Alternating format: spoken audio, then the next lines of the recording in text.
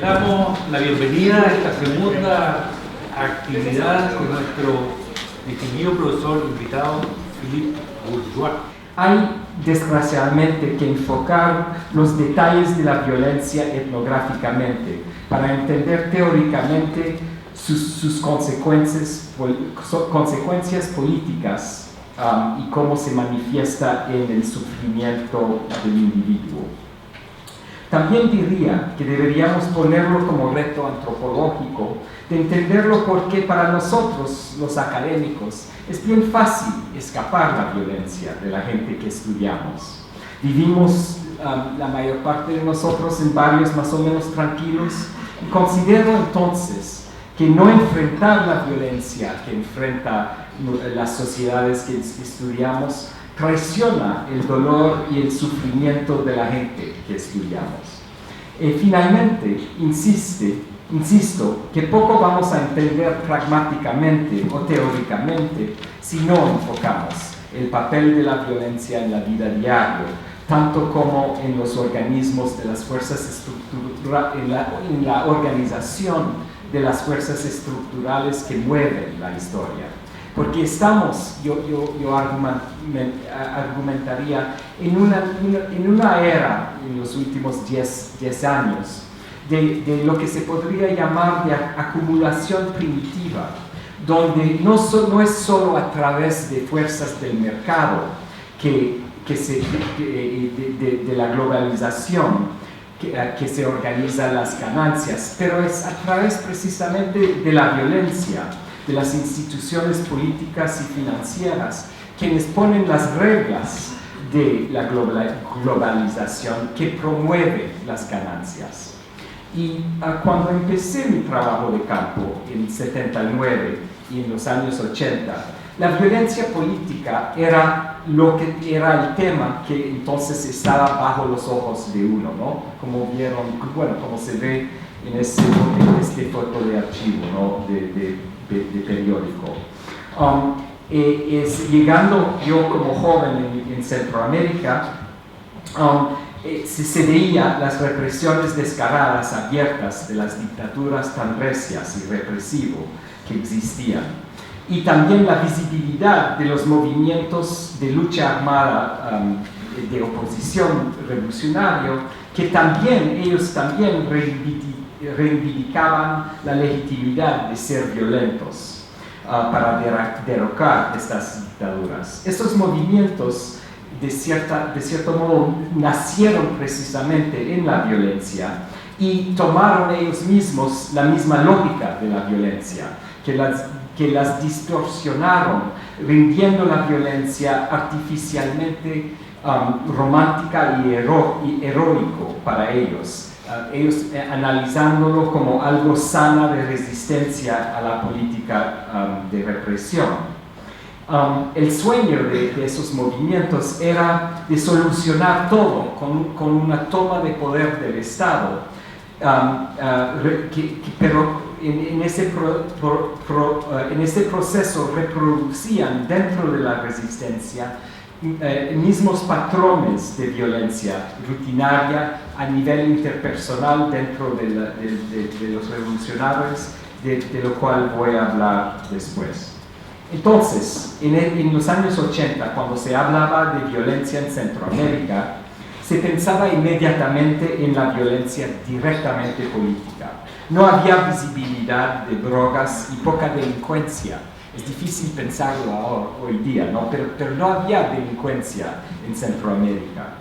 Uno podía caminar en la noche en los barrios más pobres sin tener miedo de ser asaltado. Aún las mujeres caminaban de noche en los barrios. Parece increíble acordarse de eso. De hecho, yo siendo de Nueva York tenía mucho más miedo caminar en las calles de Nueva York que caminar en las calles de San Salvador, de Managua o de la ciudad de Guatemala. Entonces, lo que se vivía y analizaba era una violencia política dentro del marco de la Guerra Fría, donde el comunismo era el monstruo que organizaba el miedo del comunismo, la histeria contra el comunismo, organizaba la movilización de la violencia del Estado. Y entonces ejércitos y escuadrones de la muerte paramilitares defendían las oligarquías centroamericanos, y cuando el sector popular se organizaba en sindicatos y cooperativas campesinos, se les mataba sencillamente, y a veces se hacía tortura y demostración de terror de dejar cuerpos visiblemente en las ciudades para que la gente vea. Entonces había grandes cantidades de gente organizada políticamente por la izquierda, pero también se mataba gente campesina casi indiscriminadamente, masacrando pueblos enteros y quemándolos. Por ejemplo, lo más increíble fue en Guatemala, donde solo si la guerrilla pasaba por un pueblo, ni siquiera hablaba con la gente, porque ni siquiera muchas veces hablaban el idioma local indígena, pero solo por pasar ahí, entonces el ejército venía y mataba a toda la población civil y quemaba todo, para que haya un nivel de terror a este nivel, ¿no? Entonces, primero, antes de empezar entonces con lo etnográfico, y perdón esa larga introducción medio teórico, pero quería hablarle un poco del marco teórico, de lo cual voy a tratar de hablar etnográficamente. Después de eso va a ser puramente etnográfico. Okay. Entonces, y para mí, para mí, la teoría no es algo correcto ni falso. La teoría es algo pragmática que nos puede ayudar a ver nuestro momento en la historia, pero al mismo tiempo uno tiene que darse cuenta que cualquier teoría siempre también oculta cosas, aun cuando nos deja ver ciertas cosas. Y tenemos que tener entonces un cautelo con la teoría, darnos cuenta que ninguna teoría nos va a decir todo. Y lo que yo entonces trato de hacer ahora para tratar de analizar el fenómeno de la violencia es que desarrollamos con mi colega Nancy Shepherd Hughes un concepto de que la violencia es compuesto por muchas manifestaciones, muchos fenómenos que se pueden entender como existiendo en un continuo, y que hay infinitas categorías. Se lo podría categorizar en categorías infinitas, ¿no? Violencia de género, violencia política, violencia, cualquier cantidades. Pero yo lo que veo es que escogimos y escojo tres categorías que para mí ayudan a rendir la violencia más visible y ayuda a entender que esas categorías que existen, que se sobreponen y se autoalimentan, van transformándose uno al otro a través de los efectos de los momentos históricos.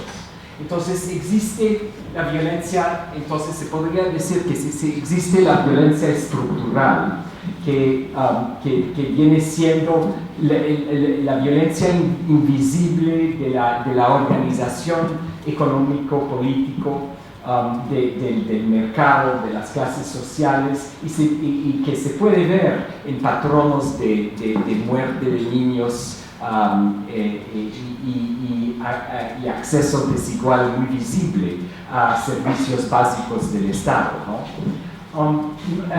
Mucho más difícil de entender es la violencia simbólica, ¿no? El concepto de Pierre Bourdieu. Lo de las estructuras salió de la teoría más o menos marxista y también de la teoría de la liberación, como en los años, digamos, 60, 70, ¿no? La violencia simbólica de Bourdieu muchas veces se lo considera como ser insultado, pero es mucho más necio que ser insultado. Es creer que insulto es correcto. Y eso es la violencia simbólica. Cuando uno internaliza el insulto y cree que es merecido y que es lo que es normal, es parte de lo que es normal en la vida y la jerarquía, ¿no? Y luego yo adjunto eso de lo que llamo violencia normalizada, que eso abarca muchas otras clases, procesos diversos de violencia. Por una parte, las violencias burocráticas, los protocolos institucionales y también los discursos de sentido común. Por ejemplo, ahorita el discurso del antiterrorismo en Estados Unidos, que justifica bombardear y dejar guerras increíbles al mundo, ¿no? Y también la guerra contra la droga, que ha metido 2 millones de personas en la cárcel en Estados Unidos, de gente pobre. Y también esos movimientos que de sentido común como cero tolerancia a la delincuencia.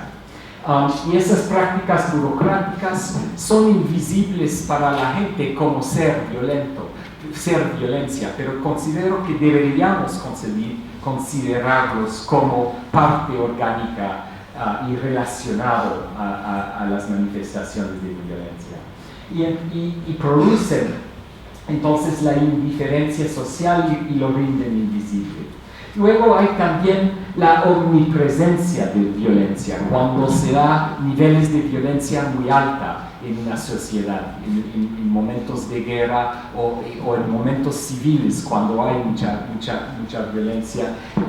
Luego viene siendo como parte del sentido común, y eso se ve muy fácilmente, por ejemplo, con la normalización de la violencia doméstica, los fenómenos cuando grandes números de poblaciones se ponen a autoabusarse, a matarse a sí mismo con un consumo de droga que los mata, ¿no? Entonces, esos tres categorías de violencia los considero como útil teóricamente para rendir visible precisamente los procesos de neoliberalización, que para mí fomentaron como una olla de presión para activar, que fomentó un aumento de la violencia íntima, menos en Chile, que es la excepción, pero que realmente tienen una historia bastante interesante, diferente con ese proceso, que sería interesante hipotetizar sobre eso después. Entonces, con el aumento de la violencia íntima, la violencia que se ve en la calle, la violencia entre parejas, entre delincuentes y cosas así, eso en sí fomenta una violencia simbólica, porque rinde invisible que la violencia es políticamente estructurado en un momento por procesos de violencia estructural que fomentan la violencia íntima y legitimizan una reacción del Estado punitiva, violenta, como la burocratización de la carcelización, por ejemplo, la burocratización de la violencia policial en mi país. En mi país, el modelo, una versión especialmente punitiva del neoliberalismo entró en 80 con Reagan. En Inglaterra casi al mismo tiempo, una versión que existía en un contexto socialdemócrata con Thatcher. Pero luego hemos visto la expansión global a países pobres a través de los años 80 hasta el presente, de la neoliberación que viene como llamado como ajustes estructurales y propuesto o impuesto, diría, como solución a crisis financieras por los organismos internacionales que controlan las economías de la globalización, ¿no? Entonces, ahora para lo etnográfico. Desgraciadamente no tengo foto de mi primer lugar de trabajo de campo, era para mi maestría en el país de Belice, en un pueblito indígena, Mopan Maya, de San Antonio. Llegué ahí entendiendo que existía una violencia estructural. Belice apenas tenía como 2-3 años de tener su independencia como colonia de Inglaterra. Y fui precisamente a una zona indígena que era como una zona colonizada internamente dentro de Belice, aún peor, ¿no? Y se había acabado de construir una nueva carretera que estaba haciendo entrar el mercado al pueblo indígena con una violencia estructural muy visible, un pueblo vulnerable que no sabía cómo manejar la economía de mercado, que iba a estar completamente destruido en la organización de su manera de organizar sus tierras y de regir las jerarquías dentro de su sociedad, ¿no? Y se estaba dando un cambio brutal. Empujé algo así, perdón. Disculpe. Te lo dejo cambiar. Entonces, lo que me es interesante en pensar retrospectivamente, que la familia con la cual yo vivía en ese pueblito maya, Mopan, era una familia golpeada por una violencia bueno, el señor, el padre, estaba pegando a la mamá ahí. Y yo tenía eso en mis notas de campo, pero no sabía cómo analizarlo teóricamente, como relacionado a esos otros procesos que se estaban dando. Y no surgió como algo de mi análisis. En lugar de eso, solo hablé de la violencia estructural de la construcción de la carretera en ese contexto colonial, ¿no? Y también yo estaba viendo la violencia política en el país vecino, en Nicaragua y en El Salvador, que se daba, y cuando oí por la radio que Nicaragua ya se había derrocado el dictador Somoza, entonces me fui de inmediato diciendo, ahora sí voy a poder ver un país con un nuevo proyecto donde se va a solucionar esos problemas de violencia, cuando ya no hay violencia política y hay un discurso de resolver la violencia estructural de la sociedad. Entonces me fui. Da vergüenza ahora, en 2015, mostrarle a uno con una arma de fuego, pero le muestro, porque eso era normal por un antropólogo, de prestar una arma a alguien para tomar una foto así de celebración en ese momento eufórico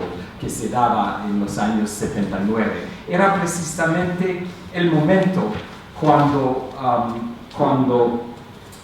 realmente era llena de esperanza, que había posibilidades de luchas armadas para la justicia para los pobres, que iban a establecer un sistema sin violencia estructural.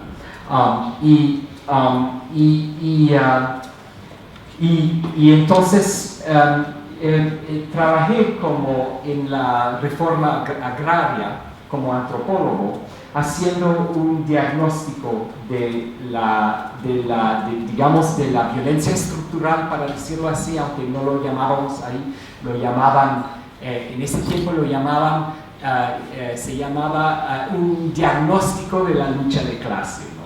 Así se llamaba. Entonces fui a la zona indígena Mezquita, en la frontera con Honduras, y es una zona pobre, campesina, con una jerarquía étnica muy racista contra los indígenas, con un colonialismo interno del país, con despojo de los recursos naturales por parte de los hispanoamericanos contra la población y por parte de compañías internacionales que conseguían concesiones. El Estado revolucionario entonces entró en esa zona prometiendo solucionar todo, si se organizaba el pueblo indígena dentro de la revolución nicaragüense. Pero el Estado entró precisamente con la misma mentalidad racista tradicional de los estados hacia los pueblos indígenas, ¿no? Que había en el ojo del Estado, los indígenas estaban se usaba la palabra de bajo nivel cultural. La revolución iba a subir su nivel cultural, ¿no? No lo logré encontrar en un archivo, eso sí lo tomé en ese tiempo, ¿no? Es una consigna sandinista en Mezquita, pero había otro de un gigante durmiéndose con la revolución despertándolo, y era como una caricatura del gigante, era el salvaje indígena o afrodescendiente, que la población de la zona era indígena y también afrodescendiente. Y entonces lo que vimos entonces, que se reproducía en una retórica de revolución, se reproducía un estadismo de coloniar al pueblo indígena. Y me fue interesante ver que precisamente el movimiento sandinista estaba no solamente estaba motivado por sueños socialistas, pero también por un propio nacionalismo que se podía entender como una inversión de la violencia simbólica de haber sido el país latinoamericano, ¿no?, más dominado por Estados Unidos, ¿no?, con un dictador realmente tonto, ¿no?, vendedor de carros en Filadelfia, de hecho, donde vivo yo, un nulo, Somoza, que se puso ahí con apoyo de Estados Unidos por 40 años, con 2 generaciones, y apenas estaba alfabeto, y totalmente impuesto por Estados Unidos, ¿no? Entonces, ellos mismos ya iban a mostrar al mundo que eran el mejor país nacionalista, que resistía la dominación servil a Estados Unidos que habían sufrido por los últimos 40 años, ¿no? Entonces era ese mismo violencia política de ellos y sueño político de ellos era como una euforia para invertir la violencia simbólica, que la gente amaba a los gringos y de repente se podía odiarlos y ser los mejor del mundo, ¿no?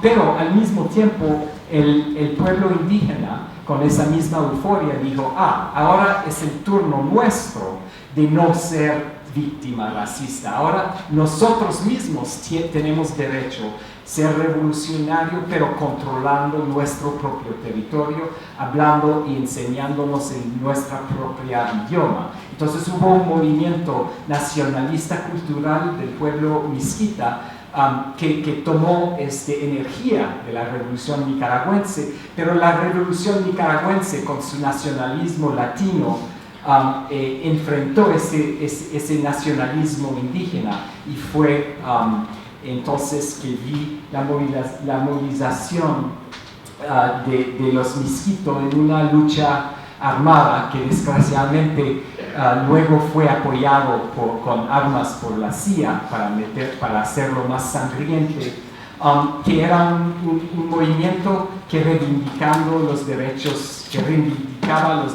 culturales, ¿no?, del pueblo indígena y la descolonización de su territorio. Y es interesante ver, y uno podía ver eso en ese tiempo, que la zona se convirtió entonces trágicamente en una zona de guerra civil apoyado por la CIA, y yo tuve que salir, trabajando ahí, especialmente un gringo, ya no podían seguir, era sospechoso, y peor un antropólogo diciendo hay que dar autonomía regional y respetar la cultura indígena, ¿no? No había espacio para esto en este momento. Y entonces los dos lados de la lucha movilizaron en un idioma de nacionalista, digo. Entonces,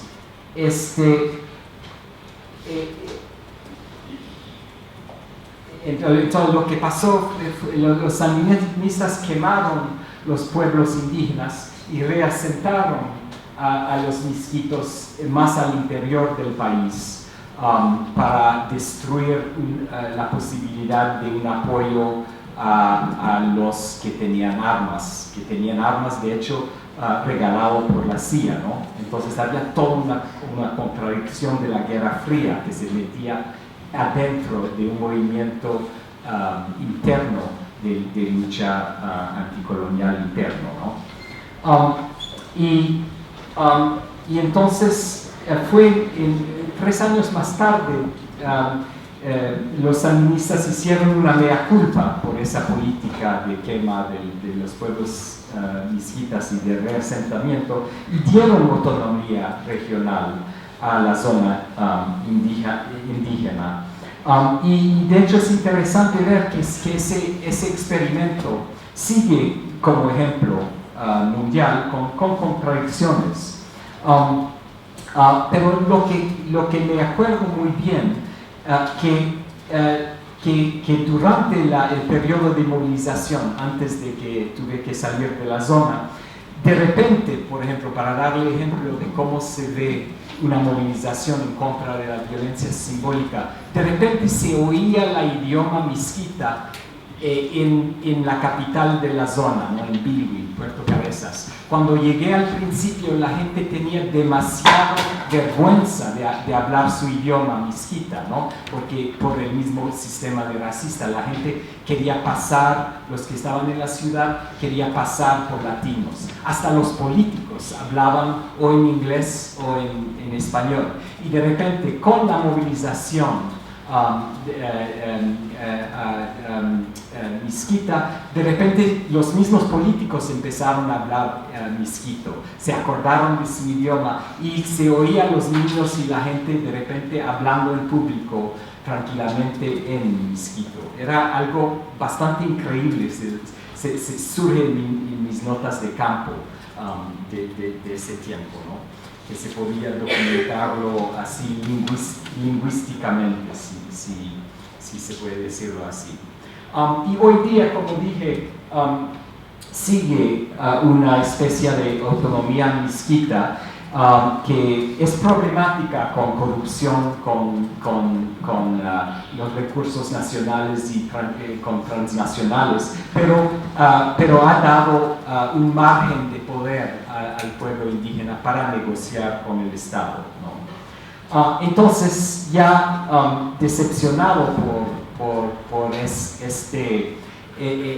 esta experiencia de ver luchas nacionalistas en torno a la violencia simbólica, me fui al país vecino, a El Salvador, para hacer un trabajo de campo en una zona de control del FMLN en El Salvador, para tratar de entender, documentar los efectos de la violencia política y las violaciones de derechos humanos por parte del gobierno salvadoreño, para analizar las lógicas para las transformaciones de la conciencia del campesinado que se estaba dando en El Salvador, y cómo eso se traducía en la formación de ejércitos, de jóvenes que tomaban armas en ejércitos revolucionarios, con una retórica mesiánica. Y se veía bien claramente, por supuesto, en El Salvador la violencia clásica estructural de campesinos muriendo de hambre. Una parte de ellos eran literalmente siervos, arrendatarios solo con su mano de obra en tierras de terratenientes, y otra parte eran campesinos frustrados porque tenían pequeña parcela demasiado pequeña para reproducir su familia, morían de hambre, entonces tenían que migrar la mitad del año para las cosechas en las plantaciones de las transnacionales en el centro y en la costa del país y del café. Y eso no les gustaba. Se movilizaban interesantemente, revolucionariamente, precisamente para querer mantenerse como campesino, no para cambiar el futuro, pero para mantenerse como campesino tradicional de autosuficiencia en su terrenito.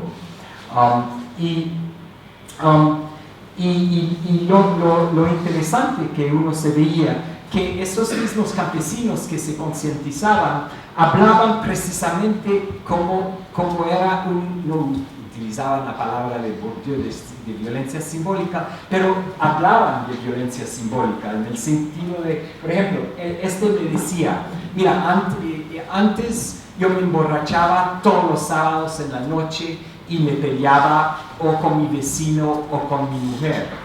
Y luego los compañeros vinieron, me dieron arma y eso paró la violencia en nuestras comunidades, ¿no?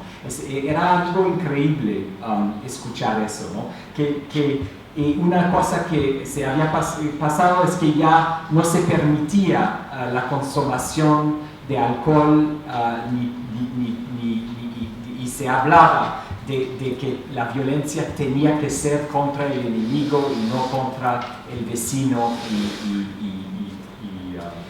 y entonces eso sí se podía ver y escuchar y esa misma gente que antes respetaban la jerarquía de los terratenientes tenían que respetarlo y lo había internalizado en niveles de violencia íntima muy fuerte. Ya se sentían como ejemplos para todo el mundo de cómo hacer un nuevo país, ¿no? Y creían que todo el mundo lo estaban mirando para luego imitarlos. Estaban llenos de una gran euforia por lo que hacían, ¿no? Era bastante impresionante, ¿no? Y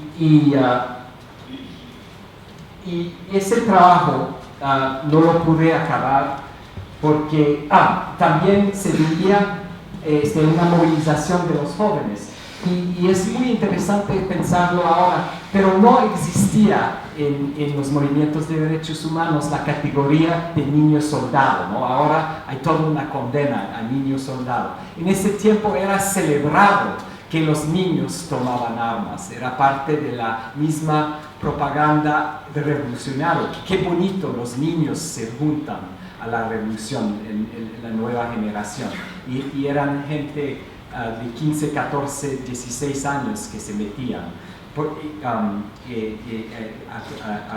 veces y yo no lo vi, es hasta que miro las fotos que tomaba en ese momento y ellos tan pocas armas que tenían,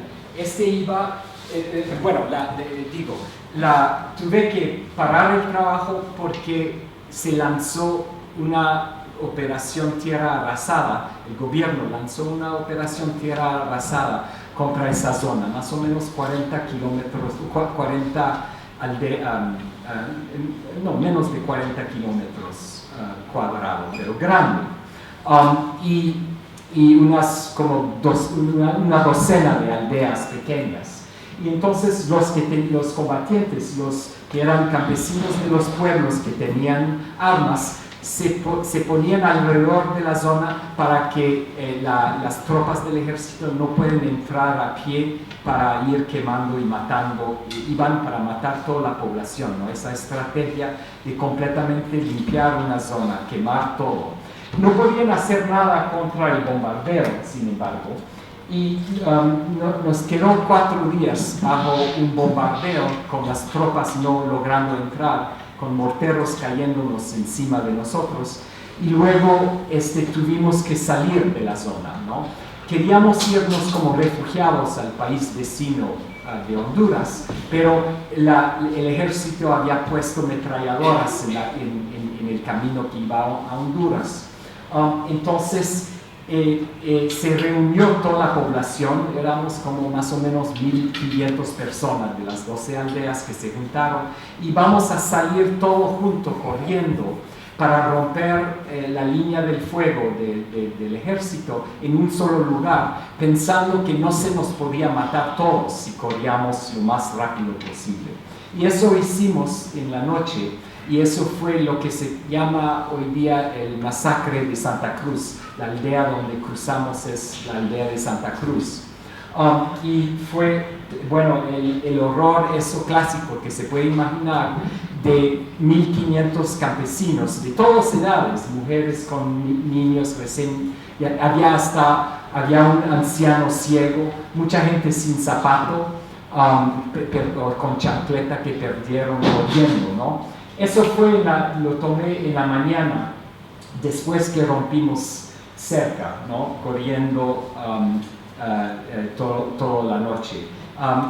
No se sabe, no había manera de saber cuánta gente se mató en ese momento, pero estimamos que es como más o menos 150 más o menos de los 1500 que éramos, que fueron matados por las ametralladoras que tuvimos que correr.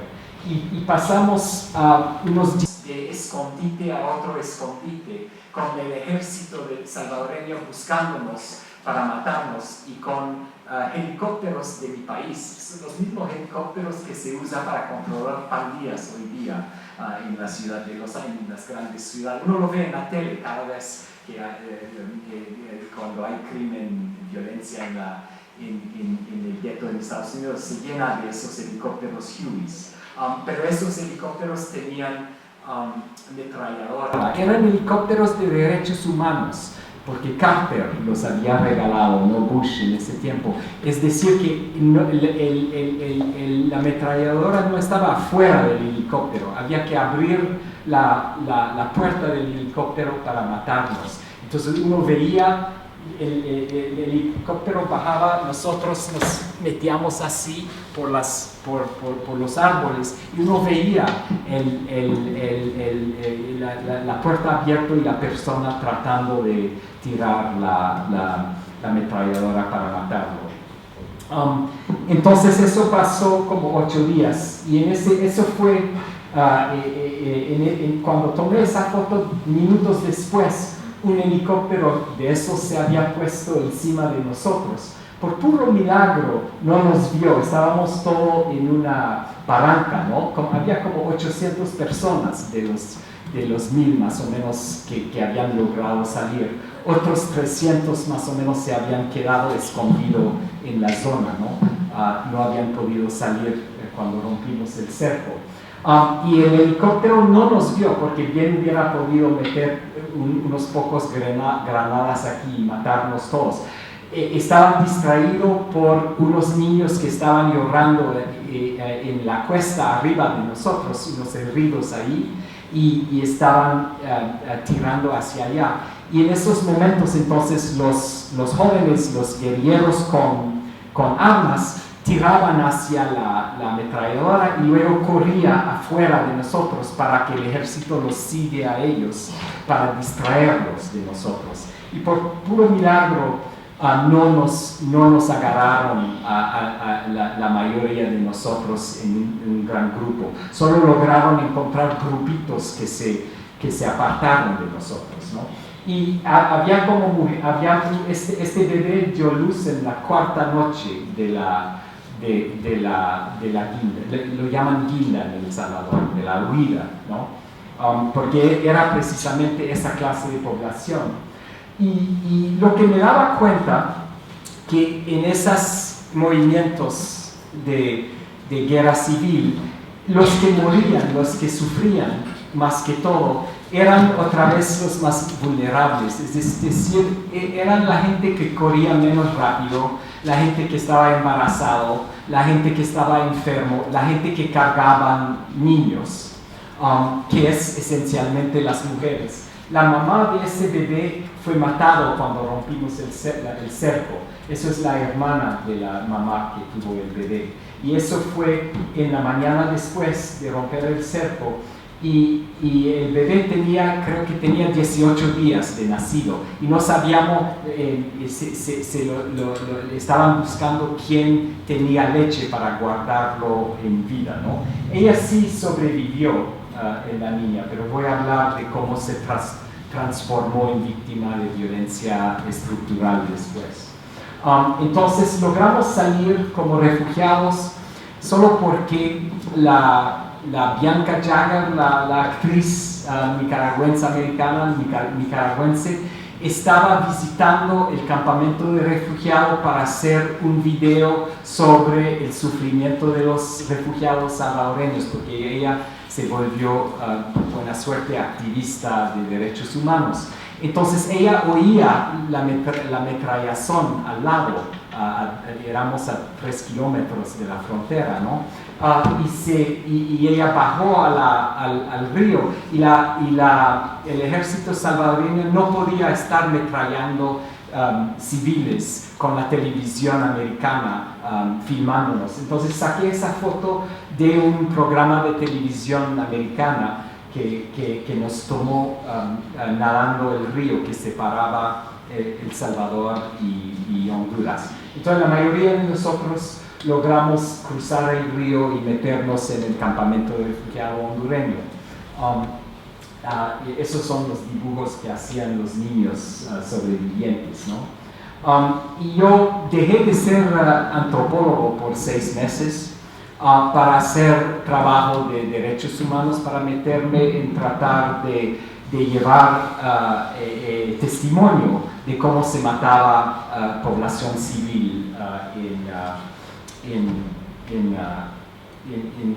El Salvador con precisamente la tecnología y la organización de Estados Unidos, ¿no? Y di testimonio ante las Naciones Unidas y también en el Congreso de Estados Unidos, ¿no?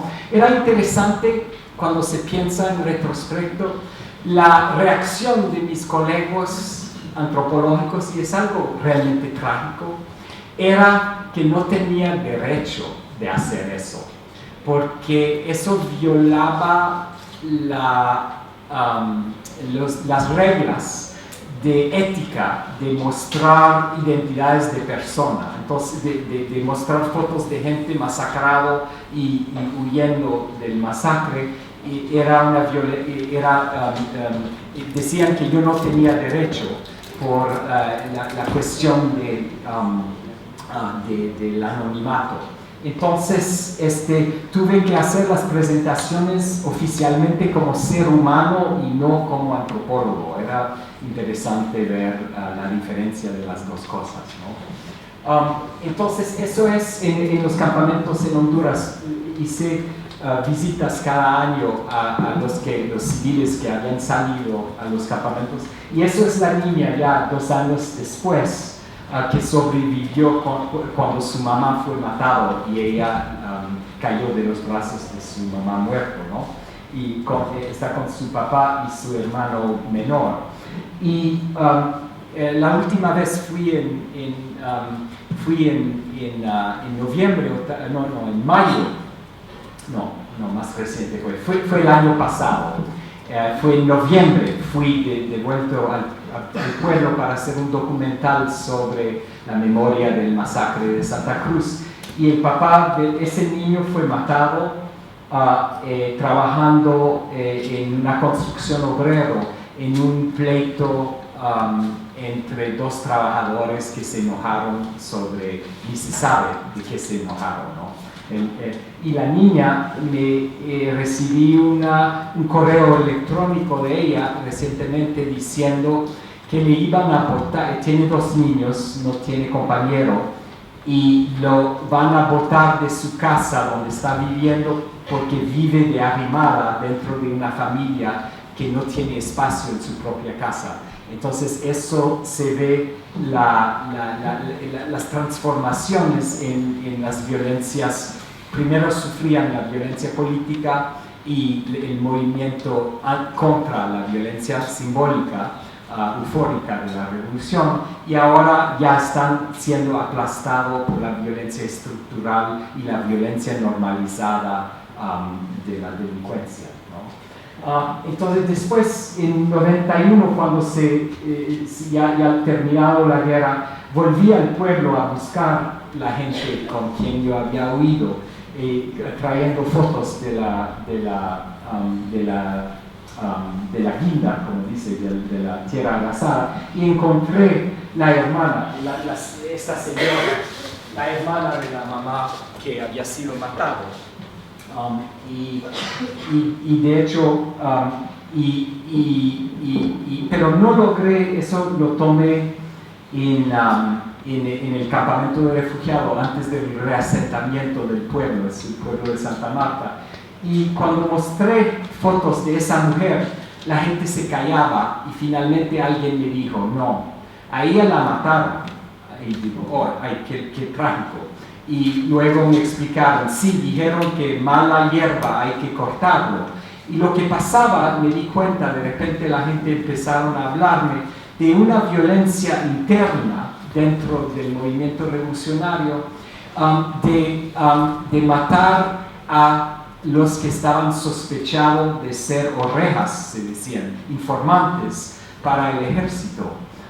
Y lo que pasaba era que eran fuerzas populares, ¿no? Realmente, cualquier que quería entrar a la guerrilla podía entrar. Entonces, es cierto, el ejército sí mandaba mucha gente para infiltrar a las tropas guerrilleras. Y viceversa, el ejército agarraba a cualquiera en la calle y lo obligaba a entrar al ejército.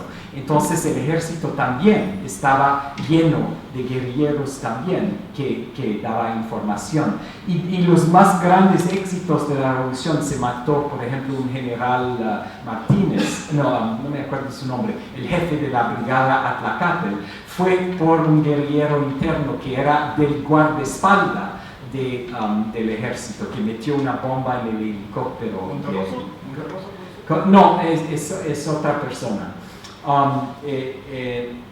Y entonces, pero luego mirándolo más de cercano, lo que me di cuenta es que la gente que sufrieron más de esas acusaciones de oreja era precisamente las mujeres, porque eran las que podían cruzar las líneas de fuego, porque por el mismo desprecio de la mujer, el ejército no podía imaginar a la mujer como revolucionaria, ¿no? La mujer no entiende de política, la mujer, ¿no? En la visión paternalista, masculinista, ¿no? Entonces ellas tomaban el riesgo para ir a buscar medicamentos, para ir a buscar información al otro lado de las zonas controladas y no controladas.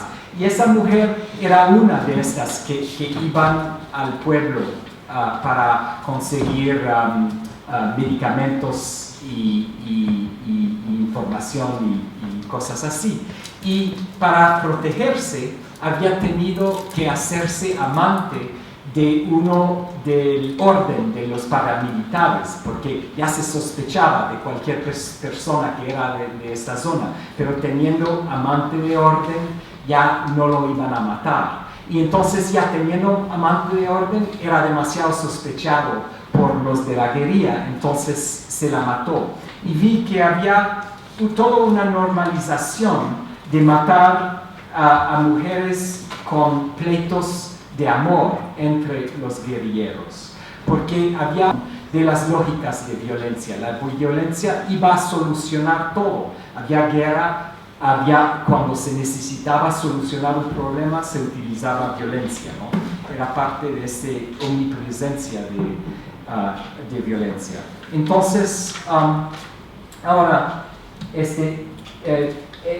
él, por ejemplo, había sido guerrillero, eso tomé la foto y aprendí de ver ya en el reasentamiento en 91, después de la guerra, y luego aprendí que su hermana lo mató, porque él se había vuelto alcohólico, había perdido una pierna, no perdido, pero roto una pie con una mina durante la guerra, y se había vuelto alcohólico dentro del pueblo y pegaba a su mamá cuando se alcoholizaba. Entonces su hermano menor lo mató a él por pegar a su mamá. La policía, por supuesto, metió al joven en la cárcel por matar a su hermano, y luego él emigró a San Francisco, donde se metió en una pandilla salvatrucha en San Francisco. La última vez que lo vi estaba lleno de tatuajes y estábamos en una fiesta de excombatientes y sus familias y de repente ya estaba pegado con el vicio del crack. Entonces le estaba pidiendo dinero de una manera tan agresiva que le tuve que dar dinero y espero trágicamente nunca verlo más. Y él se fue a ir a fumar crack, ¿no? Entonces se veía esas transformaciones dentro del continuo de violencia en los procesos íntimos de esas poblaciones vulnerables.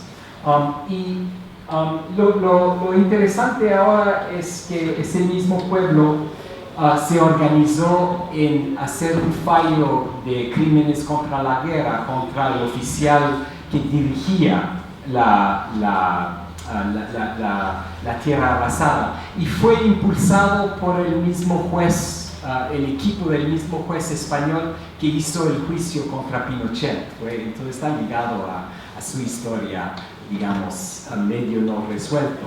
El Salvador también está medio no resuelto. Y logramos entonces que la Corte Suprema se anula o considera anular a la amnistía que se dio al final de la guerra a todos los oficiales en casos de crímenes de guerra, ¿no? Entonces se está dando eso y me llamaron a participar, pero no, de hecho, otra vez, no como antropólogo, insistieron. Usted no está aquí para ser experto, usted está aquí para hablar como víctima, no lo queremos como antropólogo. Pero de hecho encontré bastante útil mi entrenamiento antropológico porque tenía mis notas de campo, tenía mis fotos de ese momento y podía presentar un día a día de un masacre, de una tierra arrasada. Y ojalá que eso va a ser útil. Y eso es dentro del mismo pueblo, que es un pueblo humilde en la montaña todavía, donde está a unos kilómetros del masacre, que estaba ahí presente. Bueno, eso está volviendo ahora a los trabajos de campo en orden. Mi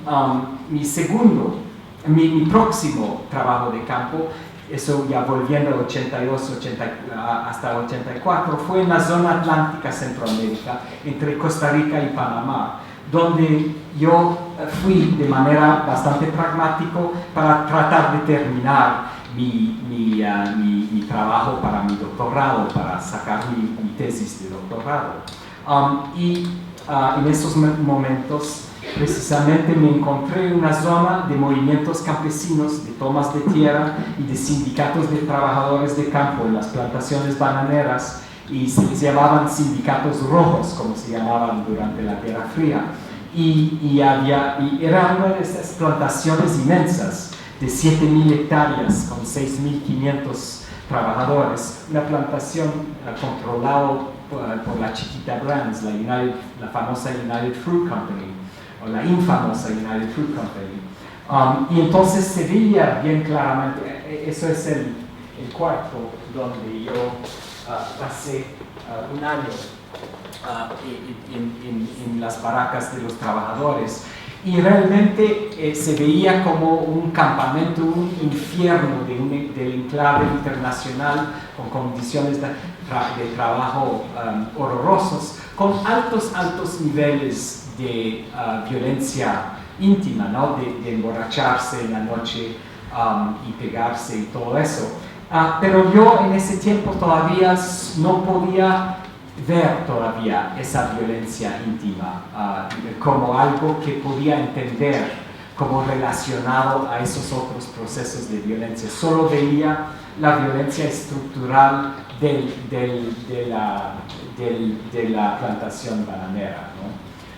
Salió como Banano, Etnia y Lucha Social en Centroamérica, la etnografía sobre esa zona en estos años. Volviendo a Estados Unidos, dije ya, basta de molestar a los latinoamericanos, voy a molestar a la gente de mi propio país con las contradicciones de sus propios problemas de racismo. Y eso es mi deber como norteamericano, enfrentar las contradicciones de mi propio país, ¿no?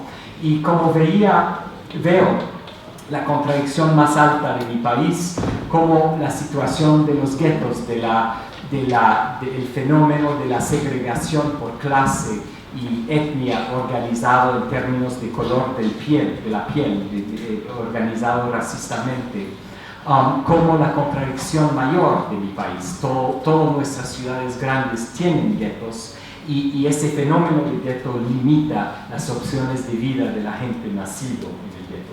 Entonces me fui a mi pueblito natal, Nueva York, y fui al gueto de Nueva York, al gueto puertorriqueño que se llama El Barrio.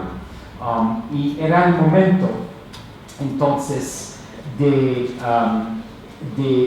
cuando el crack estalló como la nueva industria que ofrecía trabajo a los residentes de los guetos estadounidenses. Y ahí sí, la violencia íntima estaba tan presente en cada momento de todas las interacciones que sí tomé al fin el reto de tratar de analizar esa violencia y tratar de entenderlo como existiendo en un continuo que sobrelapa con esas violencias simbólicas y violencias estructurales, y manifestándose a veces como política y a veces como delincuencia o a veces como violencia de género, y etcétera, etcétera.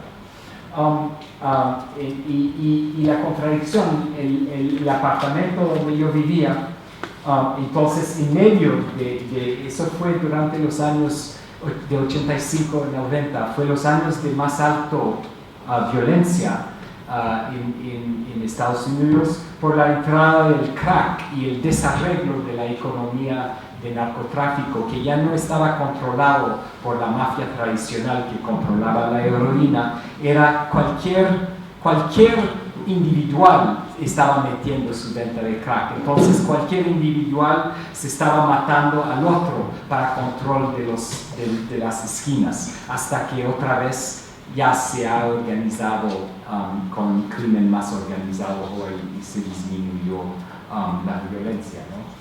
Esos son los protagonistas del libro que salió, En busca de respeto, Primo y César, y eso es el puesto de venta que tenían, que era un lugar para jugar Pac-Man, si se acuerdan los viejos de ese juego, ¿no?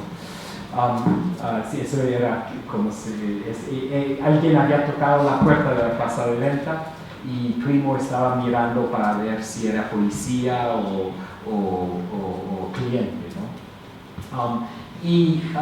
Eso es candy, no sé cómo lo pusimos en la traducción. Candy era un bombón, o dulce, no sé, su apodo. Y entonces era ese momento de mucha violencia. Eso era una venganza entre dos vendedores por quemando el puesto del otro, que era en un apartamento. Y se ve entonces, lo que no vi era la violencia institucionalizada y normalizada de la carcelización masiva. Pero se puede ver en las estadísticas en retrospecto, ¿no? Empecé el trabajo de campo aquí, ¿no? Y eso era el momento del auge, terminé aquí. El momento del auge de la violencia delincuente, de matazones, ¿no? Después iba bajando después, ¿no? Y era el principio del aumento de la carcelización horroroso de la violencia políticamente institucionalizado de mi país. Pero eso etnográficamente era difícil de verlo. Aparece en el libro, pero no es como el tema central del manejo de la pobreza ahora ya en retrospectiva es bien claro que eso institucionalmente es la manera de regir esas poblaciones pobres hoy día. Entonces, eso me gustó porque no sé si los americanos exportaron aquí esa consigna, diga no a las drogas, una canción y todo eso, ¿no? Era la esposa de Reagan que dijo eso. Entonces el vendedor de crack en una esquina puso just say no to drugs, solo diga no a la droga, y vendía su crack ahí frente a su graffiti, ¿no?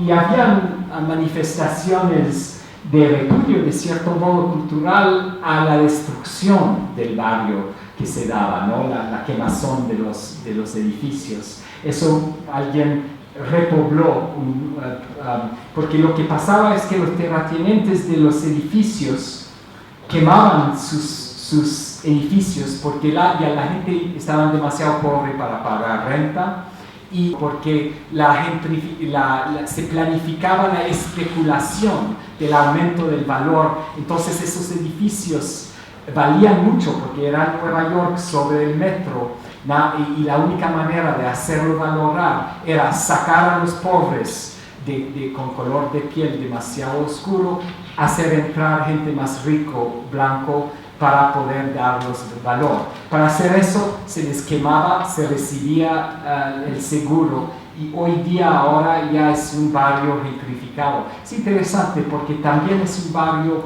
puertorriqueño de inmigrantes, porque también, mexicana, porque los mexicanos escogieron ese barrio para cuando su migración a Nueva York en esos mismos años, porque era el barrio más barato para vivir. Nadie quería vivir en este barrio violento, ¿no? Solo los puertorriqueños que estaban y los mexicanos que estaban desesperados de encontrar. Entonces es interesante, ellos sí forman parte del sueño americano con cierto acceso a un aumento social.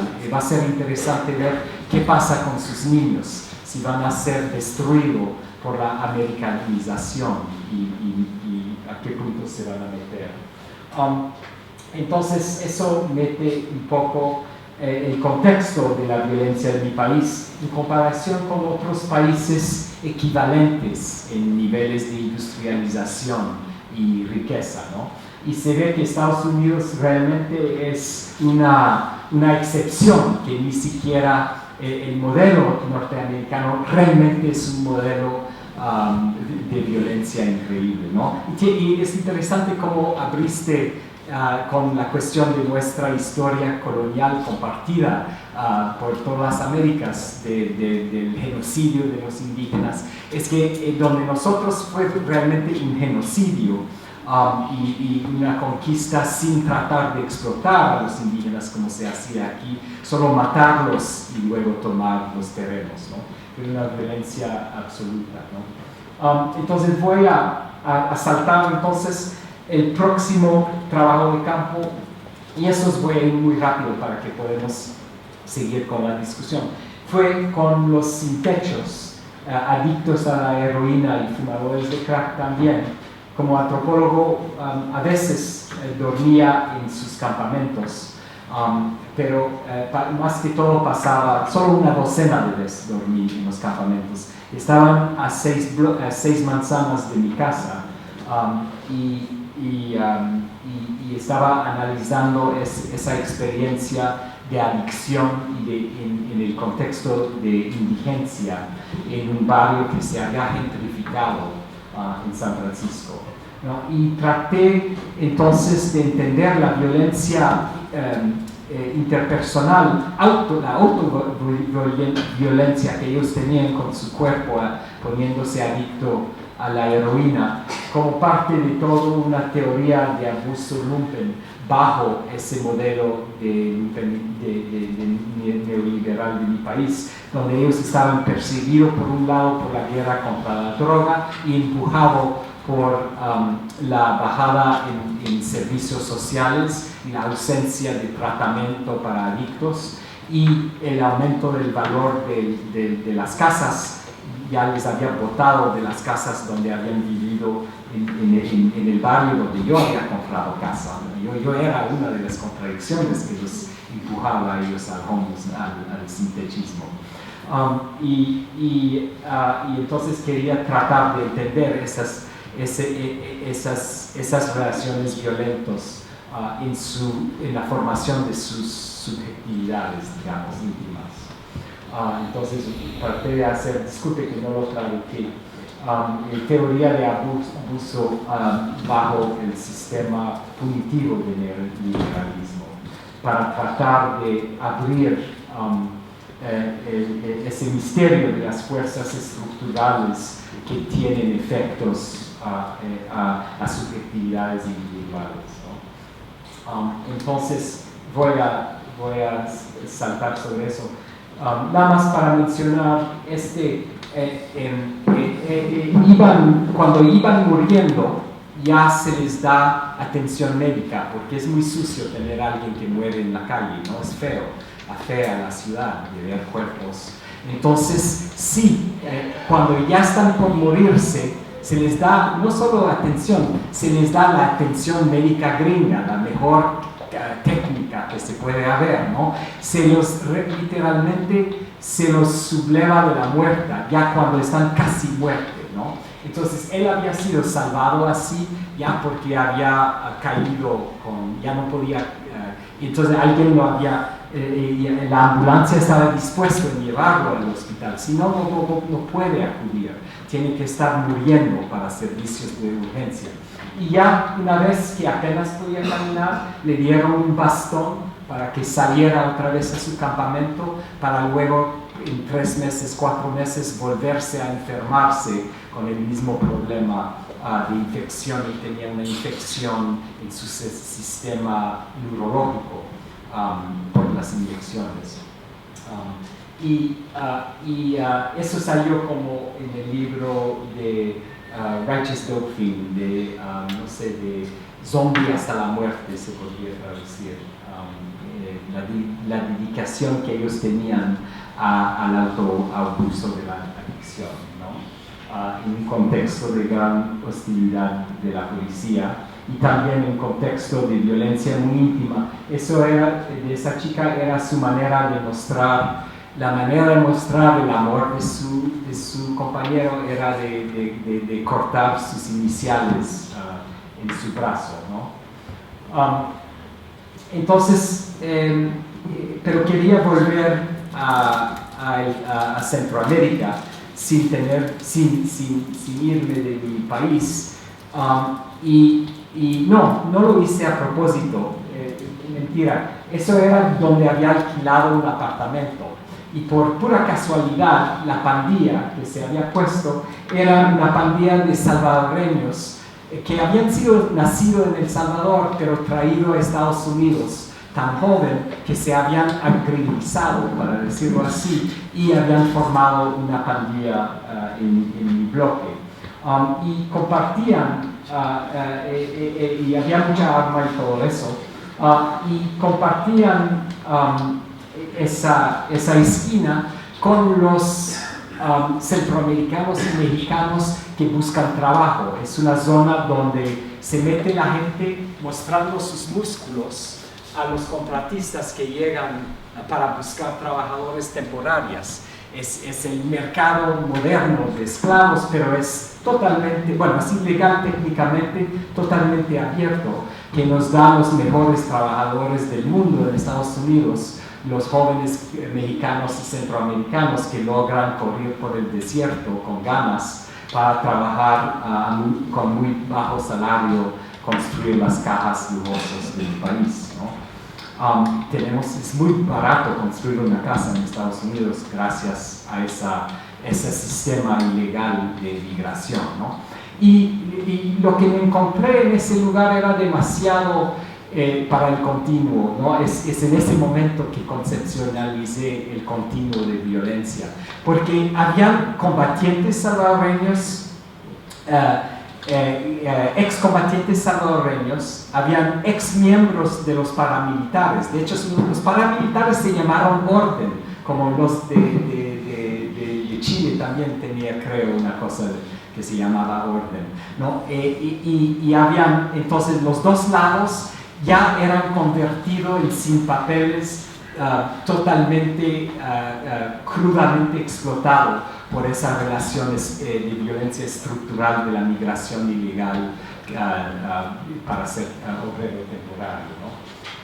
Y entonces, y eso, de hecho, no lo escribí, a veces falla, no lo escribí esa etnografía,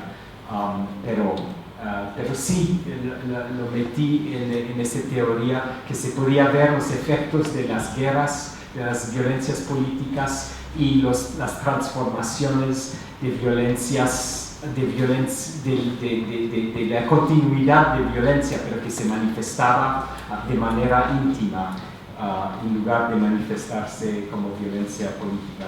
Y eso es mi último trabajo de campo que terminé el año pasado, que hablé de eso el martes, que es un barrio puertorriqueño, otra vez en Filadelfia, venta de heroína y cocaína dentro de la zona desindustrializada. Entonces, abajo de las fábricas que daban empleo a sus abuelos y sus padres, los jóvenes venden el producto de la nueva industria globalizada del narco. Y esos son los paquetes de heroína con la marca local de la cuadra donde trabajamos. Un cliente de esa zona con una normalización y invisibilización de la violencia como algo normal, y que está otra vez muy enfocado a la población vulnerable, ¿no? Con rasgos de género, que otra vez se demuestra esas lógicas de violencia. Bueno, entonces, y la reacción del Estado institucionalmente, esencialmente tener una policía que invade y arrastra y mete a la gente en cárcel, donde aprenden a ser mejores criminales, sin instituciones que les trata de dar una posibilidad de inserción, ¿no? Entonces, cada rato hay policía que viene para arrestar personas, ¿no? Y ellos mismos, los vendedores, matándose entre sí en las esquinas, ¿no? Esos son dos hermanos con dos padres diferentes, la misma mamá, y los dos perdieron su papá en matazones. Y de hecho están ahí, eso es un memorial al papá del más chiquito. Esos son, cada punto es una matanza. Hace que pueden escuchar las tirazones para contarlo el próximo día, ¿no? Es una locura. No tienen rehabilitación, pero tienen sistema de monitoreo billonario para que inviertan en sistemas de represión sin saber por qué están haciendo la represión y a qué se da la represión, ¿no?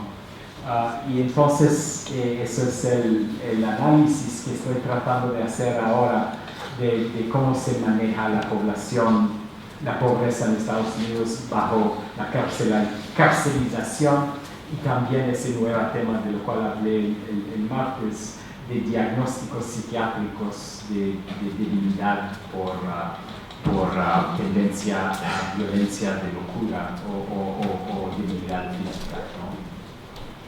Y eso se terminó con los eventos de la semana pasada del motín en Baltimore, de un barrio equivalente al barrio mío, en repudio a la violencia policial, ¿no? Que vino siendo una violencia dentro del mismo pueblo, y no una cosa con consecuencia de organización política, pero una violencia de rabia local, ¿no? Ok, entonces termino Entonces, quería entonces terminar tratando de mostrar un poco visualmente ese continuo. Y estaba buscando en el diccionario y no encontré palabra en español para iceberg. Dice que la palabra es iceberg, pero no sé cómo lo pronunciarían ustedes. Iceberg, ok, bueno. Bueno, entonces, si la violencia es todo el iceberg, ¿no? Un iceberg, la mayor parte está abajo del agua. Entonces, la parte que vemos ahora dentro del neoliberalismo es la parte de la violencia íntima, ¿no? Que es hipervisible. Lo oímos en los tiros, lo vemos en la tragedia de adictos caminando en la calle y lo vemos en gritos y pleitos, ¿no? Cualquier lo ve cuando va a una zona así.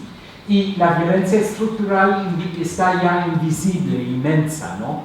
Que sostiene esa violencia íntima. Digamos, si el mar es todo en torno a nosotros, es esa normalización como si algo fue algo normal, es esa violencia normalizada del mar que oculta la relación entre la violencia estructural y la violencia íntima. Y como estamos calentando, los icebergs están derritiéndose.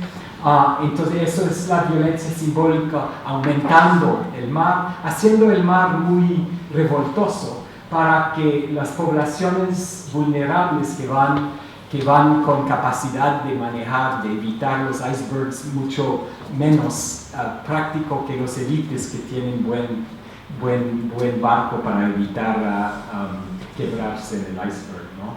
Entonces, tal vez para tratar de acordar esa relación entre esas clases, de esas categorías de violencia, cuáles son visibles y qué son los procesos que los rinden invisibles.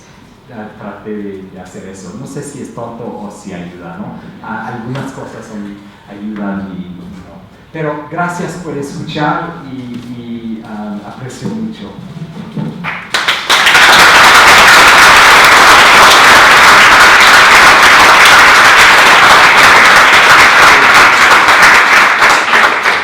Bueno, muchas gracias.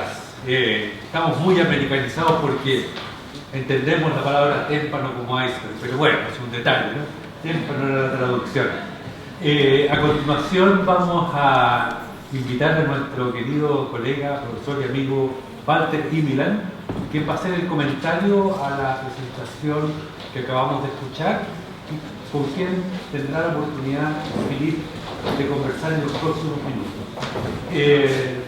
Walter es antropólogo, es profesor, fue profesor nuestro, fundador de esta escuela, y sigue siendo profesor en la Universidad de Chile, de la Facultad de Arquitectura y Urbanismo. Y sus temas en general han estado relacionados con el tema urbano, y solamente decirle que lo echamos de menos, y que bueno que esté hoy día con nosotros. Los dejo a los dos. ¿Aló? Bueno, gracias por la presentación. Ya digo que estos son los tipos de encuentros que es muy agradable volver y encontrarme con una comunidad muy intensa, ¿verdad?, en el trabajo que están realizando en la formación, en la investigación, en el desarrollo de la antropología chilena. Muchas gracias por la invitación y la posibilidad también de conversar y dialogar un poco con Philippe. Nosotros le comentábamos el otro día junto con Leo que tuvimos una coincidencia muy curiosa, ¿verdad?, con Leonardo hace ya un año y medio atrás, que los dos nos topamos con las etnografías de Philippe en dos lugares distintos y, digamos, comentándonos, bueno, y ahí también el interés, ¿verdad?, de poder compartir con él en estos días. Bueno, a partir de la presentación, te agradezco los relatos, ¿verdad?, que compartiste, y a mí me surgieron algunas ideas justamente del material de campo que estabas presentando y también del mismo diagrama que presentaste sobre lo visible, el iceberg, etc. Así que voy a hacer un comentario. Son comentarios un poco generales y después quiero plantear una pregunta para abrir el diálogo, porque la idea es que podamos conversar sobre el trabajo, sobre la presentación, etc. Lo primero que pienso es que a partir de la presentación, que quizás estas ideas de violencia política, violencia de género, violencia étnica son más bien como distinciones de los analistas, ¿verdad? Es decir, nosotros tratamos de situar, encuadrar ciertas formas de violencia en ciertos tiempos y espacios. Yo pienso, y quizás inspirado también en el último cuadro, de que todas estas formas de clasificar la violencia son más bien síntomas, ¿verdad?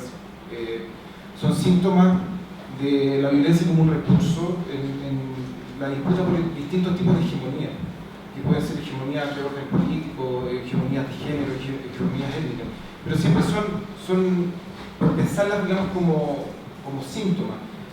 Quizás si son síntomas, la violencia está en otro lado, digamos. La violencia, y tú das algunas luces sobre eso, y pienso ahí en la violencia que finalmente es una de las cualidades muy particulares que tiene, que es un fenómeno fuertemente incorporado. Es decir, la violencia se porta en los cuerpos. Es ahí donde uno podría pensar que se almacena y también se lleva la violencia. Y ahí hago la conexión con la presentación del día martes, que me imagino que muchos de los que están presentes hoy día en la sala pudieron también escucharla, que era más bien esta figura, era justamente esa figura de la violencia incorporada. Era uno de los temas que se trabajó en la presentación del martes era migrantes puertorriqueños en Estados Unidos, en Pensilvania, ¿verdad? Y que tenían ciertos tipos de expresión violenta que se llevaba en los espacios carcelarios o digamos, en la persecución de ciertos beneficios sociales. De hecho, en Estados Unidos, y tú lo comentaste, existe la figura del síndrome puertorriqueño, ¿verdad? Que es esta forma de biologizar los ataques de nervio, que sería una expresión cultural, ¿verdad?, de los puertorriqueños en Estados Unidos. Entonces ahí uno ve esta forma de esta violencia que se carga en el cuerpo y que se expresa en los distintos espacios sociales, ¿verdad?, en que ellos habitan. Siguiendo en esa misma línea, una segunda reflexión es pensar de repente como en esto, siguiendo con estas categorías analíticas, ¿verdad?, de observar de forma encuadrada las irrupciones de violencia, por ejemplo, golpes de Estado, guerras, ¿verdad?, etc. La pregunta es que si se acaban estos eventos, se resuelven, ¿verdad?, si se acaba la violencia. Y de alguna manera, tú también has estado mostrando que al momento que uno piensa que la violencia está incorporada, se van portando y se van trasladando. Esto me recuerda un concepto que tenía Hinkelar, o no más que un concepto, una afirmación, que él hablaba de los círculos de la violencia, pensando en esta idea de hacer la última guerra para que no haya más guerras. Que es un poco lo que hemos escuchado en estas guerras globales de los últimos 20 años de Irak, ¿verdad? Vamos a ir a hacer la guerra a Irak para pacificar finalmente y que llegue la democracia, etc. Y ese discurso se ha escuchado en toda la modernidad, digamos, vamos a hacer la última guerra para que se acabe la guerra. Lo cual es completamente ficcional, porque lo que hace esa última guerra es alimentar una nueva guerra, en otro espacio, en otro síntoma, ¿verdad? Es decir, la violencia se reproduce, se corta y se expresa quizás en otro síntoma. Y en el caso del vínculo, ¿verdad?, de Centroamérica, donde desarrollaste el trabajo de campo intenso, es evidente que mucho la expresión de estos nuevos síntomas del narco, del banditismo, ¿verdad?, de la violencia al interior de las familias, etcétera, tiene que ver, ¿verdad?, con esos desplazamientos. Y ahí pienso que la potencia, ¿verdad?, del antropólogo etnografiando estos fenómenos tiene que ver quizás con la cualidad de poder meternos en la vida cotidiana, ¿verdad?, en el continuo de la vida cotidiana. Más allá de estos momentos de irrupción que pueden ser, ¿verdad?, enmarcados por muchos otros tipos de disciplinas, la sociología, la ciencia política. Quizás los antropólogos, cuando nos metemos en general en los fenómenos que estamos viendo, el continuo de la vida cotidiana. Y ¿Qué significa esto cuando estamos investigando sobre temas de violencia? Que tiene que ver efectivamente cómo se va trasladando esta violencia y cómo forma parte de un continuo. Y ahí yo pienso, y además esa vocación, ¿verdad?, de la antropología, o esa motivación, ese interés político de estar con los oprimidos. Me recuerdo una frase de Benjamin, que probablemente muchos de ustedes la conocen, que es muy clara en este sentido. Benjamin decía de que lo que entendemos como Estado decía, por ejemplo, de la Araucanía, ¿verdad? Es decir, esta violencia significada por los medios de la Araucanía, titulada como el conflicto mapuche, como un estado excepcional de violencia en esa región. Me recuerdo esta frase de ella. Sin duda de que lo que se ha vivido ahí no es una violencia excepcional, sino que es una violencia que irrumpe, ¿verdad?, con la guerra de ocupación hace 100 años atrás, y que se va reproduciendo en distintos mecanismos de lo estructural, lo normativo, lo simbólico. Entonces, creo que son finalmente esa posibilidad de observar la violencia desde la vida cotidiana como un continuo, como un recurso, ¿verdad?, para estas luchas de hegemonía, pero que finalmente es incorporizado. Y yo creo que la descripción que tú hacías de los puertorriqueños del martes pasado era muy esclarecedora en ese sentido. Cómo se incorporiza, cómo tiene que ver con sentido, con irracionalidad, con visceralidad. Y eso también nos lleva a cuestionarnos, ¿verdad?, ciertas formas de registro y representación de lo que sería la violencia, porque entonces la violencia, para poder captar su dimensión cultural, ya no solo tiene que ver con discurso, sino que también tiene que ver con cuerpo. No solo en esa distinción, no solo tiene que ver con logos, con conciencia reflexiva, sino que también tiene que ver con emocionalidades, relaciones emotivas, visceralidad, etc. Bueno, esas son ideas que me aparecieron, ¿verdad?, en tu presentación, y justamente yo creo que hay una discusión súper interesante de hacer esto, y yo te quería preguntar, o más bien para que conversáramos todos, sobre justamente tu experiencia etnográfica de quizás 30 años. Quizás tu experiencia etnográfica de 30 años en distintos espacios, siguiendo de alguna manera, ¿verdad?, esta violencia incorporada desde las comunidades mayas en Centroamérica, cómo llegan y se urbanizan, se gringoizan. Sí, agringuizan. Se agrindizan, ¿verdad? ¿Qué es lo que pasa en ese continuo de la vida cotidiana de esas comunidades, de esas sociedades, ¿verdad?, donde la violencia asume estos distintos síntomas, ¿verdad? Que es finalmente lo que se puede observar muchas veces. Sí. De hecho, es muy interesante que los que han podido documentar ese incorporamiento o esa visceralidad de violencia que se da a través de la migración de los latinos hacia Estados Unidos, son los de la salud pública, que han desarrollado y lo llaman, ellos no son muy teóricos, no son buenos para recoger datos, pero no muy buenos para concebir los procesos de qué pasa, y lo llaman el excepcionalismo latino. Y lo que han encontrado es que los mexicanos recién llegados a Estados Unidos, que todavía no hablan español e inglés, que no se han, digamos, agrindizado, tienen mejores estatus de salud, mejores números de niños nacidos con mejor peso, menos adicción, menos matanza, etcétera, etcétera, y menos adicción, menos depresión, etcétera, que los mexicanos que han estado por 5, 10 años, que se han aculturalizado, no usan la palabra agrindizado, se llama aculturalizado. Entonces miden estadísticamente muestras de aculturización, de integración a la sociedad de Estados Unidos, y eso se refleja en estatus de salud peor que los que llegan más pobres de México. Entonces se ve ahí muy claramente lo tóxico de esta experiencia y cómo se manifiesta, como dices, a nivel inconsciente del cuerpo, ¿no? emocionalmente. Pero gracias por esos comentarios y clarificaciones. Sí, siempre he tomado inspiración de Walter Benjamin, de ese fenómeno de lo cotidiano del estado de excepción para los sectores vulnerables. Y entonces, pues, abrimos entonces, si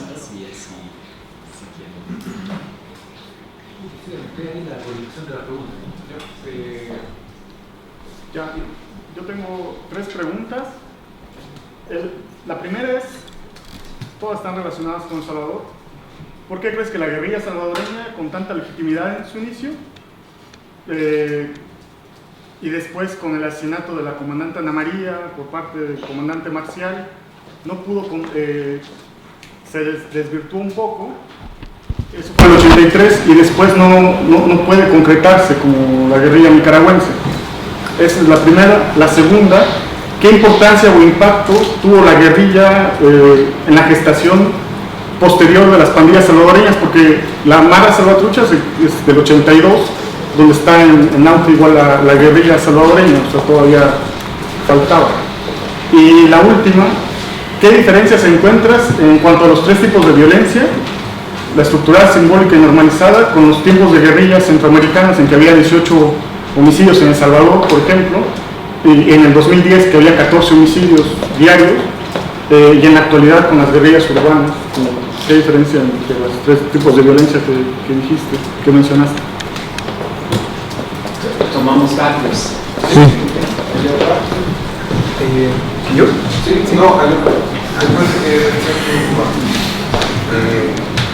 tenía una pregunta con respecto a las fotografías que estuvo durante la exposición. ¿Puede ser más fuerte? ¿Más cerca tal vez? Disculpa, ¿le puedo pedir que se presente brevemente antes de hacer la pregunta sobre estudiantes, qué estudian? Yo estudié hace unos años atrás y vine de curioso.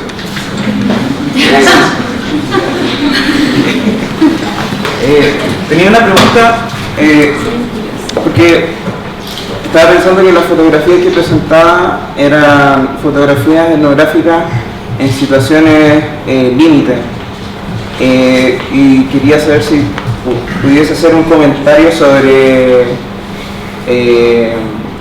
eso, sobre esa experiencia, sobre si es algo que va resultando producto de ensayo y error, porque me imagino que el trabajo del cuaderno etnográfico es mucho más fácil porque es privado, uno se da el tiempo de pensar, de escribir, o tal vez lo hace un poco más apurado, pero la fotografía, así como en el momento, en una situación de violencia, de ánimo muy enardecido, me imagino que es algo difícil de lograr, y muchas de las fotografías que mostraba capturaban momentos de violencia límite, entonces eso me llamó mucho la atención. Entonces, si pudiese comentar algo al respecto de eso. Y tengo una segunda pregunta, que si pudiese profundizar en su concepto de violencia, porque no es un concepto, no es algo a lo que yo estoy muy acostumbrado a pensar, porque muchos casos como estos yo lo hubiese pensado con el concepto de agresión. Entonces, presento el concepto de agresión para como presentar algún tipo de contraste que se pueda hacer. A mí muchas veces me hacía pensar en personas que eligen un objeto de agresión, ya sea un grupo externo o sí mismos. Entonces, ¿cómo diferenciar esos conceptos? ¿Cuándo hablar de agresión? ¿Cuándo hablar de violencia? ¿Se entendieron las preguntas?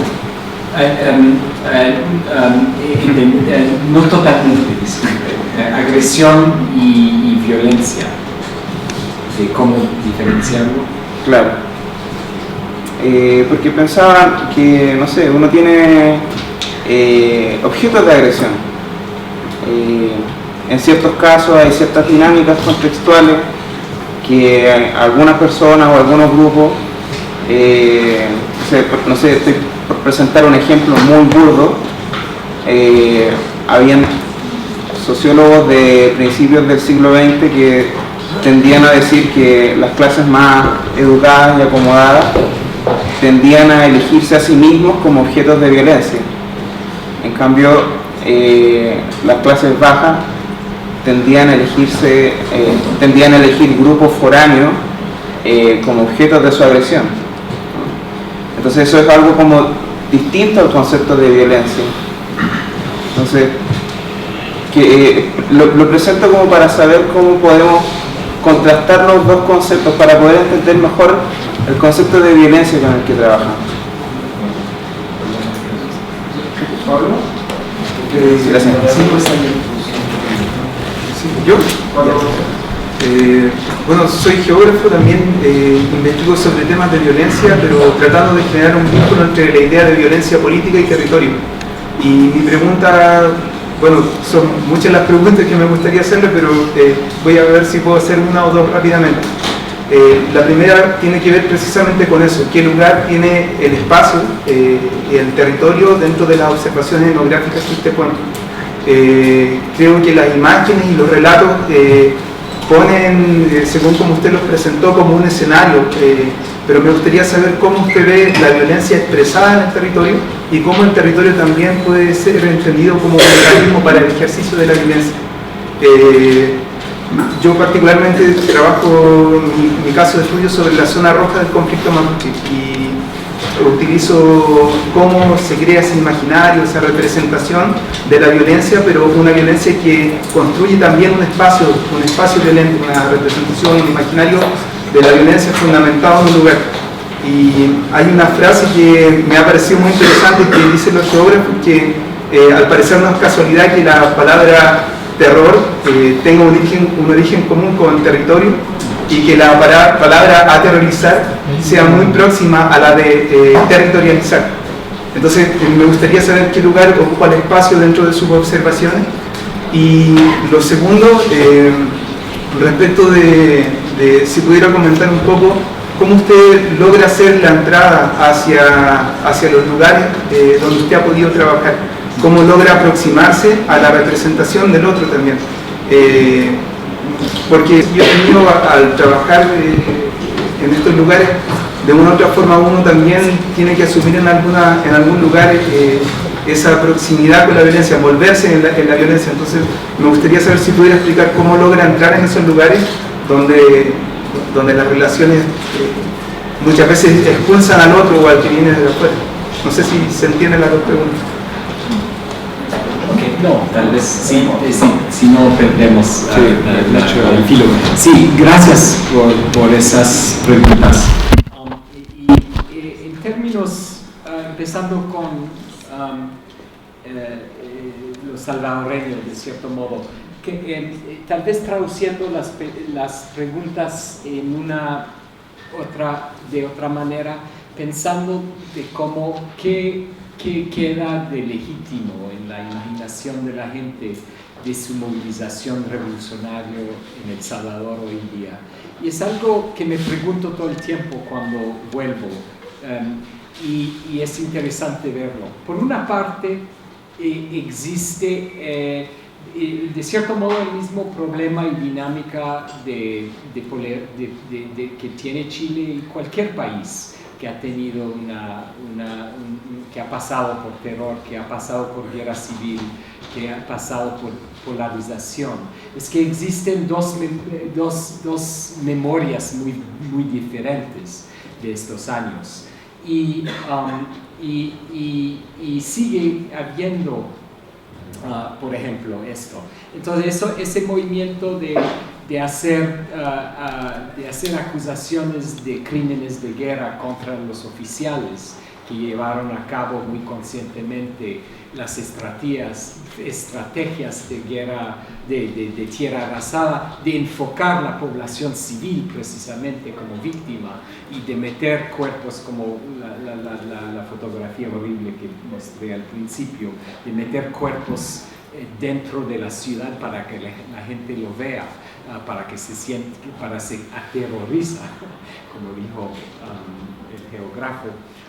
Entonces, mientras que todo ese movimiento es precisamente para luchar para esta memoria, porque hay otra parte de la población que solo se acuerda que había un momento de horror y cada lado era tan horroroso como el otro, y que todo era horror y que había que reprimir el problema de la guerrilla porque había traído no se deshace el horror, como que no se entiende que había ese nivel de represión organizado del Estado. Pero es interesante ver que las zonas donde estaban organizado la guerrilla siguen votando para el partido del FMLN en las urnas, ¿no? El mismo partido del FMLN hizo la cosa que siempre hacen los partidos, se dividen en pleitos interpersonales de poderío, dividiéndose, fracturándose en estupideces y crudeces entre ellos para disminuir su poder, ¿no?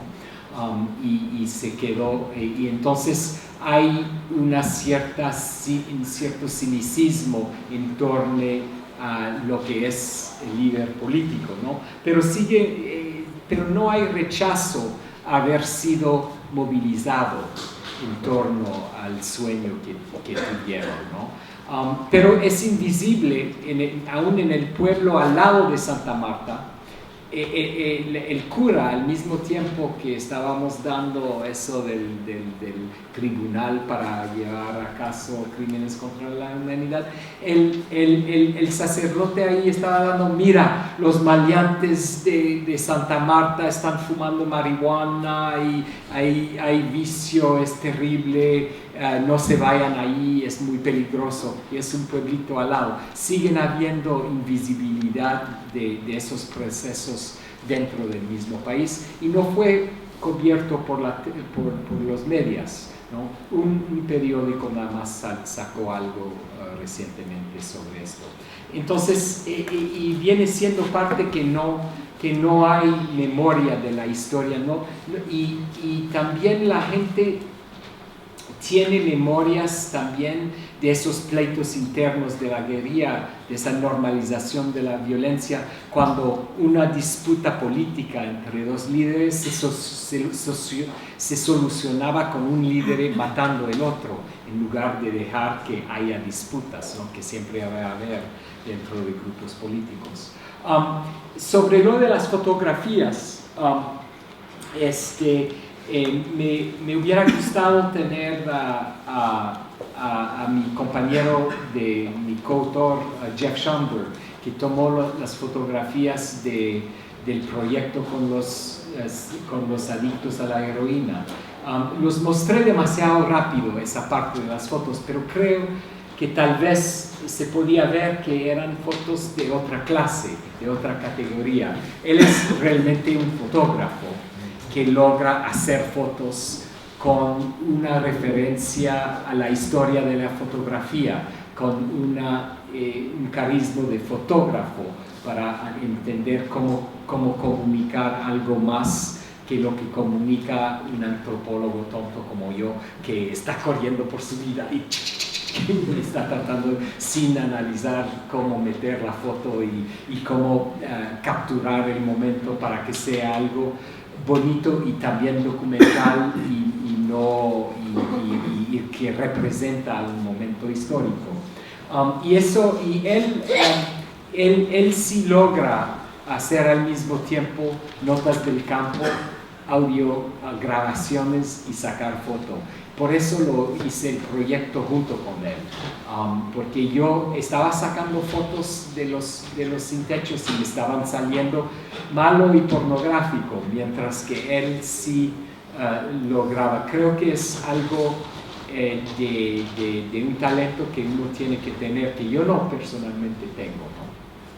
fotografiar. Entonces busco colaboradores para hacer fotos y se veía tal vez en las calidades diferentes de mis fotos diferentes de campo.